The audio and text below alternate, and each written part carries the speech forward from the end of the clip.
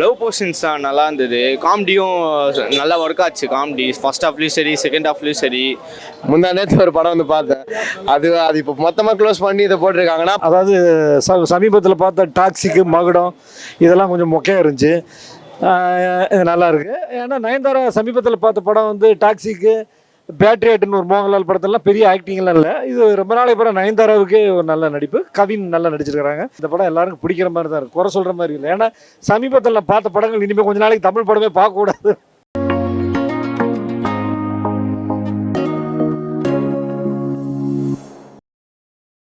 நல்லா இருக்குண்ணா, ஃபீல் குட்டாக இருக்கு. Okay, one time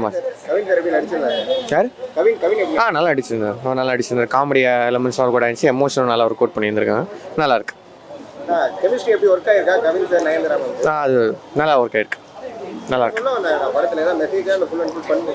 message regular templated love story தான், பட் நல்லா பண்ணியிருந்தாங்க. விஷ்ணு எடவன் அவரோட ஸ்டைலில் பண்ணியிருந்தாரு. நல்லா இருந்துச்சு. நிறைய ஸ்டார் காஸ்ட் இருந்தாங்க. ஹீரோ ஹீரோயின் தவிர்த்து யார் நல்லா உங்களுக்கு ரொம்ப ஸ்கோர் பண்ணாங்க படத்தில்? நிறைய ஸ்கோர் பண்ணதுன்னு பார்த்தா பிரபு நல்லா ஸ்கோர் பண்ணியிருந்தாரு. பிரபு சார் நல்லா பண்ணியிருந்தாரு. எமோஷனாக அவருக்கும் ஒரு ஐடியாலஜி எல்லாமே நல்லா இருந்தது. நல்லா இருந்துச்சு. கண்டிப்பாக பார்க்கலாம். ஃபேமிலியோடு வந்து பார்க்கலாம். எங்கேயுமே எதுவுமே தப்பாக இல்லாமல் ஃபேமிலியாக வந்து பார்த்துட்டு போகலாம். நல்லாயிருக்கும். ஜாலியான படம் தான். நல்லாயிருக்கும். வந்து பார்த்து சிரிச்சுட்டு ஜாலியாக போகும். ப்ரோ படம் ரொம்ப நல்லா இருந்தது. நல்ல ஃபீல் குட் மூவி தான். ஒரு வாட்டி நல்லா பார்க்கலாம் ப்ரோ. படம் நல்ல படம் தான் ப்ரோ. கவின் நயன்தாராலாம் நல்லா நடிச்சிருக்காங்க. மியூசிக்கும் நல்லா இருக்கு. நல்லா இருக்கு. இல்லை, ஃபன்னு ரோமன் காம் தான். ரோமன் காம் மூவி தான். நல்லா இருக்கு படம். ரொம்ப நல்லா இருக்கு. நல்லா தான் ஒர்க் ஆகிருக்கு. ரெண்டு பேரும் நல்லா தான் நடிச்சிருக்காங்க. இந்த லவ் சீன்ஸ்லாம் நல்லா தான் இருக்கு படம். லவ் போர்ஷன்ஸ் தான் நல்லா இருந்தது. காமெடியும் நல்லா ஒர்க் ஆச்சு. காமெடி ஃபர்ஸ்ட் ஹாஃப்லேயும் சரி, செகண்ட் ஹாஃப்லேயும் சரி. காமெடி நல்லா ஒர்க் ஆச்சு. இந்த ராதிகா மேம் அவங்களாம் நல்லா நடிச்சிருந்தாங்க. பார்க்கலாம். நல்ல படம் தான். பார்க்கலாம். ரொம்ப நல்லா இருக்குண்ணா படம். விஷ்ணு எடவனுக்கு ஒரு நல்ல டெபியூட்டு. முந்தா நேற்று ஒரு படம் வந்து பார்த்தேன். அது இப்போ மொத்தமாக க்ளோஸ் பண்ணி இதை போட்டிருக்காங்கன்னா, இப்போ எவ்வளோ படம் நல்லா இருக்குன்னு யோசிச்சு பாருங்க. நயன்தாரா சூப்பராக நினச்சாங்க. கவினுக்கு ரொம்ப கடந்த 2 படம் வந்து கிஸ்ஸு, அப்புறம் வந்து மாஸ்க் வந்து கொஞ்சம் நம்ம எல்லாருமே நல்லா தான் இருக்குன்னு நினச்சோம். ஆனால் வந்து அவருக்கு வந்து அப்படி அமையலை. லைட்டாக கொஞ்சம் எல்லாருக்கும் டிசப்பாயின்மெண்ட்டாக இருந்துச்சு. ஆனால் இது வந்து சூப்பராக இருக்குது. படம் சூப்பராக இருக்குது. Feel good. விஷ்ணு எடவன் வந்து லோகேஷ் கனாஜ் ஒரு அசிஸ்டன்ட் டைரக்டர். அவர் வந்து ஒரு கமர்ஷியல் படம் கொடுக்குறாரு. அவர்கிட்ட நம்மகிட்ட ஒரு ஃபீல் குட் எதிர்பார்க்கறதுக்கு ரொம்ப நல்லா இருந்துச்சு. படம் சூப்பராக ஓவரால் சூப்பராக இருந்துச்சு. நல்லா ஒர்க் அவுட் ஆயிருக்கு. சூப்பராக இருக்குது.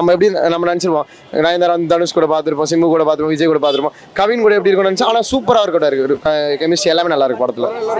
எல்லாருமே பார்க்கலாம். ஃபேமிலியோட வந்து பார்க்கலாம். நாளைக்கு பிறகு நல்ல படம் தான். அதாவது சமீபத்தில் பார்த்த டாக்ஸிக்கு மகுடம் இதெல்லாம் கொஞ்சம் மொக்கையாக இருந்துச்சு. இது நல்லா இருக்குது. ஏன்னா நயன்தாரா சமீபத்தில் பார்த்த படம் வந்து டாக்ஸிக்கு, பேட்ரியட்னு ஒரு மோகன்லால் படத்தெல்லாம் பெரிய ஆக்டிங்லாம் இல்லை. இது ரொம்ப நாளைக்கு அப்புறம் நயன்தாராவுக்கே ஒரு நல்ல நடிப்பு. கவின் நல்லா நடிச்சிருக்கிறாங்க.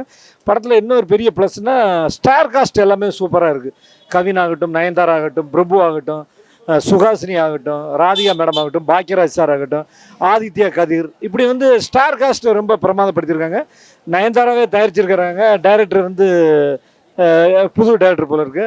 பேர் என்ன ஏதவன் அப்படின்னு சொல்லி அவரும் நல்லா பண்ணியிருக்கிறாங்க. அந்த படம் வந்து ஃபேமிலியோட பார்க்குற அளவுக்கு ஒரு என்டர்டெயின்மெண்ட்டான படம். சமீபத்தில் வந்த படத்தில் கொஞ்சம் நல்ல படம்னு சொல்லலாம்.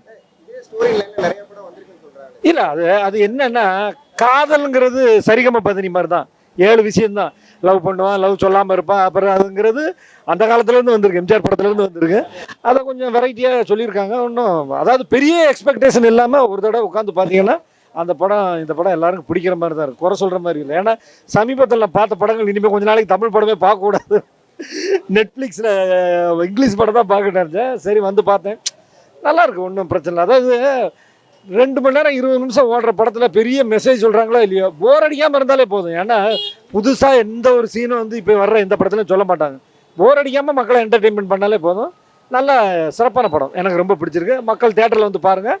தியேட்டர் எக்ஸ்பீரியன்ஸ் நல்லாயிருக்கும். ஆபாசம் இல்லாமல், அருவருக்கத்தக்க ஆபாச வசனம் இல்லாத ஒரு நல்ல திரைப்படம். குடும்பத்தோடு கண்டு கழிக்கலாம். ஓகே, நன்றி.